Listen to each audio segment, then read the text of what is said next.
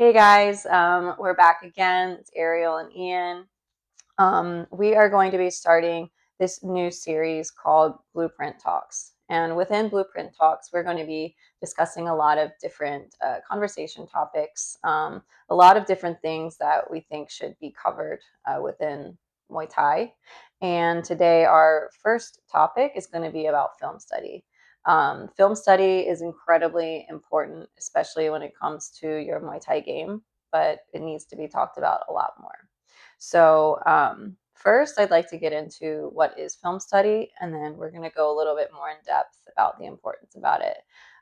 So, Ian, how would you define film Yeah, I study? would I would categorize film study as the studying of techniques, strategies, and more in depth patterns and recognizing tendencies, um, not just on your opponents but amongst yourself as well. And yeah, I Mm, think it's very important to like dive deep into that stuff, and you can get hmm a lot out of film study from approaching it that way. Yeah, it's exactly how it sounds. You're studying film, and when it comes to studying fights, I like to think of it as breaking it down into three different categories, which we're going to talk about today. Um, Studying your opponent's video, studying your own video, and studying the videos and fights of other people. And they all have their place and their purpose. And sometimes too much of a good thing can be a bad thing, and sometimes not enough can be a bad thing. So these are going to be some things we talk about. The first one we would like to address is studying your opponents. A lot of people do like to study the fights or the films of their opponents, and for good reason. But there are some dangers to that. If you are studying too much, this can cause a problem within your own training and with your own mind. But what do you think, Ian? Yeah, I think initially, like when you get matched to fight somebody, it's good. Maybe not at the lower level, like when you're starting out with amateur, there's not gonna be a whole lot of film out there on your opponent. So I don't really see much of a point on the earlier stages. Just get experience and get fights. But when you get to the higher levels and the professional rankings, especially out here in Thailand, there's so much with streaming now, and there's so much film out there, and this is like an untapped plethora of things that you can gather through like film studying. So I think initially, like as a high level fighter, when you first get an opponent, you get that name, it doesn't hurt to look them up and study a few of their fights. As Ariel was mentioning, it can get to be too much sometimes. If you say start to look too much into the film, get a few ideas from them. Watch multiple fights, see if there's multiple tendencies they're seeing, multiple patterns. These are all tells. These are all things that have been Mhm. programmed, through their training, through they just their habits they have, and these are habits that that you can exploit if you know when the timing is right when you're watching the film. You can understand like Mhm. at these moments of the fight they're vulnerable here, they're showing a tell here. I just think sometimes people get into a habit of watching too much and they look too much into their opponent, and oftentimes sometimes your opponent doesn't do what they do in the fights, because they're always changing too, because if they're invested in their development and they're invested in their game, they're going to go back and watch their fights as well and try to pick up on what they made for a mistake. So I know it's good to keep an open mind, watch fights, see their tendencies, watch your opponent, see their tendencies, see their tells, but also don't look too much into it. Be ready to adapt. Yeah, this is a question I've received from people a few times in the past, and um, a long time ago, I actually would study my opponents, and the problem that happened is that I expected them to do something and they didn't, Mhm. and it messed up my fight. Or I get too attached to this one thing. Oh, Yeah. they're southpaw, they're going to left kick, they're going to left kick, they're going to left kick, and my mind isn't free enough to let go and actually adapt to the situation as it's happening in the fight. So this is something that can be very dangerous if you are studying a lot when it comes to your opponent. It can be very dangerous for your mind and your focus. I like to think that if you are studying someone else's game, you're no longer focused on your own game. You need to be focused on yourself and your mind when it comes to the fight. But like Ian is saying, that if you're able to pick up the little patterns throughout these videos, that is a tell that is extremely helpful for your game. So stay focused on your game, but it can be dangerous if you are focused too much on their game. That brings you outside of Yeah. yourself. And also seeing like how they fight against certain styles, and seeing where they're vulnerable, Mm-hmm. that's very important too to add in there as well. Is seeing like how they handle against a knee fighter, like a Muay Thai fighter, or a Muay Mat, Muay Book, like aggressive puncher, or like a Muay Femur, like seeing Mm-hmm. how they adapt and seeing how they handle, their opponents in those styles, then you can kind of modify Mm-hmm. your game around that. But again, it comes back to just being able to be well rounded and be able to adapt on the fly. You don't want to get too fixated on a certain game plan because that Mm-hmm. game plan can go out the window when they don't Yeah. do what you think they're going to do. It's So, happened to me multiple yeah, yeah, times. myself included. So, Growing pains. yeah, right. So, what happens if you don't study enough? If you don't study, let's say you don't study your opponent at all whatsoever, what do you think? I think you're kind of going into it's like kind of going into a test that you didn't study for. You're going in a little blind, Mm-hmm. you know? It's like I said, you don't want to get too fixated on film study, but you definitely want to have some notes, some things to keep in Mm-hmm. mind. Again, from watching their fights, you can pick up on techniques they like to use and use often. These are Mm-hmm. patterns. Patterns can be offensive and defensive. You can see a Mm-hmm. defensive pattern they like to do. Maybe they like to defend a technique a certain way, or Mm-hmm. offensive patterns. Maybe they like to, there's a technique that they like to throw offensively often. And so Mm-hmm. if we're aware of these things, we can, brace ourselves for it, be ready for it, or learn how to counter and have different moves and have different options to Mm-hmm. counter those moves, both offensively and defensively.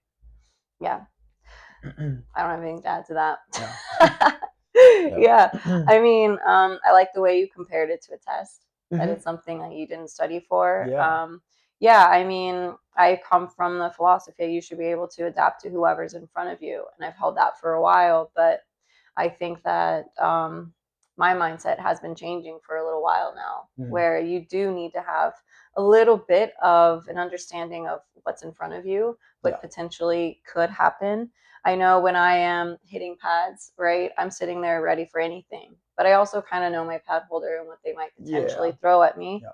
So it is really wise to be able to have some idea of some pattern, but you're not attached to it. And I think that that's the key word, is when you become attached, Mm. that is when you are probably studying too much. Yeah, too much of anything's bad. Yeah. Looking too much into the film study, looking too much into they're going to do this at this exact moment because that might not be Mhm. the case. So you have to be Yeah. ready to, be surprised, but come prepared, Mhm. and have every tool in the tool shed. Yeah. Yep. So is that how you would talk about moderation, like at least not being attached to something? Yeah, I mean, yeah, for the moderation part, yeah, exactly. Like I said, you don't want to be too fixated on this is the game plan I'm going to have for this opponent Mhm. because I've had personal experiences where I've cornered fighters that we were like, they're going to do this. Mhm. And when that didn't happen, it seemed like all hell breaks loose. Like they don't know what to do. They completely forgot. They freeze in there. So you need to be ready to adapt. But again, as far as the moderation goes, it's important to watch film, but don't revisit it too much. Don't rehash it too much. Mhm. Watch a few fights, get your information you need. You see what they like to do. You see their patterns, both offensively and defensively, and Mhm. go to training with an open mind still. Yeah. Yeah. So now let's move on to studying for yourself. Um, I've had this problem. I've talked to many other people who have as well, where it's hard to like watch your fights afterwards. But it's incredibly important for your growth at the Mhm. same time. But let's start with the same organization. What would be the dangers of studying your own film too much? I think that's a great question too. I think for that, a lot of times, if you're watching your fights too much, you might. Well, for one, we're always going to be our worst critic. So I think if we're too critical of ourselves, we're gonna talk negatively to yourself. Oh, why did I do that? Oh, why did I throw that? And it's like you don't need to really look at it like that. You kind of see where you made your mistakes, and again, move on. Don't dwell too much with, the fight. That fight's over. You're watching it now. You know what you need to do to improve next time. So a problem that could be is if you look too much into, again, if you look too much into your own film, you're going to be too critical of yourself, and you're not going to allow Hmm. yourself to make mistakes and grow and see where Hmm. you can be better in training. Or a lot of times people's egos take over, where they watch their fight and they go, that was perfect, I don't need to work on anything. Yeah, I mean, it's a thing. So people are like, that was, I had a perfect fight. There's always something you can I look improve on. beautiful. Yeah, there's always something you can improve on. Always something you can get better. Yeah, and Yeah. I want to piggyback off of that. And you can be hypercritical. You can start to overthink, Hmm. and that can stunt your own growth, and that can stunt your mentality. And the whole purpose of like fighting, the way I think about it is like it's your test. You go to training. You're training every single day. It's like you're studying, and then when you go to fight, that's your test. Then you take the feedback and you prepare for the next test. Hmm. Um, but if you are hypercritical of yourself, you start to overthink and you stunt your growth, that next test is, it might produce the same answers. So you need to be very careful of that.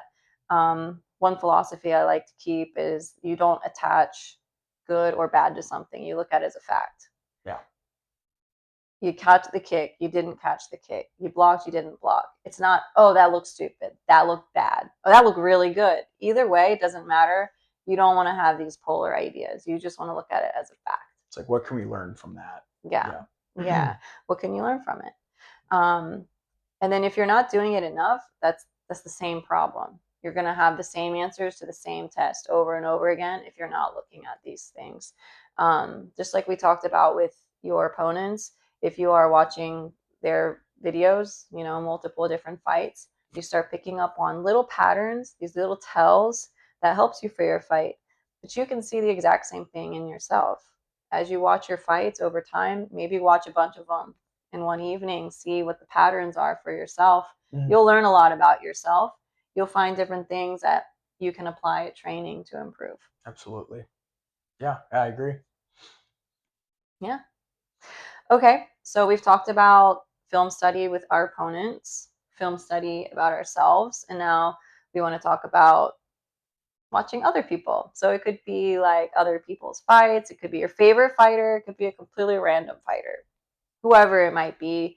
It's not necessarily like within your fight sphere, Yeah. not in the ring with you, other people. Yeah. Yeah. I don't know about you, but for me, I also gain a lot of information from that. A lot of, not a lot, but there's a handful of techniques Hmm. or IQ things that I like that I do because I was watching someone else do it, not because like someone taught it to me, you know? Yeah, I mean, this is one of the topics of this series that we're doing that I could just talk forever about. So a thing that I like to do a lot of times, I have favorite fighters I like to watch. Like I have like a small, like a top 10, top 20 list, whatever. And I watch their fights a lot, but I also watch how they lose as well. I see like what they have problems with, Mm-hmm. like what type styles give them problems. So, these are guys that I like to copy, these are fighters that I like to watch, and I have a Mm-hmm. similar style to them I like to watch, but I also like to watch how they get beat, because this is where you can get better on, okay, where did they go wrong? What can I learn from that? What can I gain from, where they went wrong? Mm-hmm. Watching other fighters also gives you ideas on techniques and strategies. Mm-hmm. Uh, Again, of maybe you're fighting a certain, what I like to do a lot when I have a fight, me personally, when I have a fight coming up, is I will watch a fighter that I like, Mm-hmm. and I will watch a fight against an opponent who has a similar style to the opponent that I have for my fight Mm-hmm. coming up, to kind of rehearse and almost kind of copy, and like, okay, well, this is how they handle against this style. Mm-hmm. uh then I just basically go and work on that, that technique or that strategy that they did against their opponents. Like, well, I'm fighting a similar style opponent, Mm-hmm. so these are things that have really helped me when I'm getting ready for a fight. Yeah, similarly, not necessarily for a fight, but I do this for training. Hmm. I'll watch some of my favorite people or favorite moments, Hmm. and I use it for my visualization when I'm on the bag or when I'm shadow boxing or sometimes sparring. I'll wait for whatever moment that is to time it and practice my timing Hmm. with that thing that I want to do. make a mistake. Okay, I got feedback. I'll try it again on the next person. Yeah. So I use it for my visualization as well. Yeah, and it's good when you're in training too, because this is where you're supposed to make mistakes. This is where it's like okay to like you know, get hit or fall into a trap or I mean these are where these are the moments where we can improve. Where when you get to the fight, you kind of want to have everything sharp and Hmm. precise. But training, yeah, film, watching your film, even when you're training, study habits that you're doing in training because a lot of times when we get into training, we're constantly going and we're in this like almost lull mindset of like especially when you're tired you're going to create these habits and these patterns and those habits and patterns can get created over repetitions and training and a lot of times Hmm. it can be bad patterns that can be exploited by your opponent and they can be good patterns that there's always a counter to a counter in this game of Muay Thai so you Hmm. have to be aware of like where you're making your tendencies in training and how you can fix those things and also to flip it on its side as well you can, you know, purposely set these patterns and these tendencies to knowingly see that your opponent might see these things. And then you can, kind of bait them into thinking that, I'm making that mistake, but really you're just giving them, you're baiting them and you're kind of reeling them in. So then they'll make a mistake. That's like a very art of deception. This is kind of how I like to look at Muay Thai a lot. I like to Yeah. be very deceptive. I like to show something and I like to take it away from them. The minute they think they have it, I take it away. So do you think there's ever a time where watching other fights too much could be a problem? Is there such thing as too much? Yeah, yeah. Well, for what I just said, for an example, could be, if you look too much into a certain thing, it's like maybe that won't be there. Maybe that opportunity won't be there in this Well, next not fight. your opponent, like just anyone in general, like Anyone in watching general, fights. Yeah. I mean, there's a lot behind fights you don't know, like how they were feeling. Maybe Mhm. they didn't show up the best that night. Maybe, over Mhm. here, especially with like the gambling and the five rounders, opponents will be told, or not opponents, fighters will be told to fight a certain way against, to win a side bet. There's a lot of Mhm. gambling. So a lot of times gambling over here in the past and I don't know about as much as now with everything that's changed over here, but a lot of times in the past, you would modify your fight style based on how your opponent or your trainer wanted you to fight against his opponent. Maybe you looked like a kicker, but this next fight, maybe you more like a puncher, or maybe you don't do what you normally do. And those things can when those fights come to video, a lot of times you might think like, oh, like that's how they normally fight, but a lot of times it's like that could have Mhm. been just how the gym wanted them to fight because they wanted to please the gamblers. Mhm. So That's a that's really something great point. yeah, it's another little insight that people don't think about. I think. Yeah, the Yeah. main thing I'm taking away here is context. So that is like a few different specific types of context, but then Hmm. there's also a lot of other context that we can be thinking about, just like, like how was their weight cut, Hmm. or were they sick, Yeah. or just like a lot of different things. Maybe they were forced to fight a certain way, Hmm. whatever it might be. Injuries. Yeah. Injuries is another really good one. Yep. So context is also really important once you start watching these videos. Yeah. I feel like a lot of people get very hypercritical of other people too. Yeah. Like the couch dwellers, like, oh, I would have done this.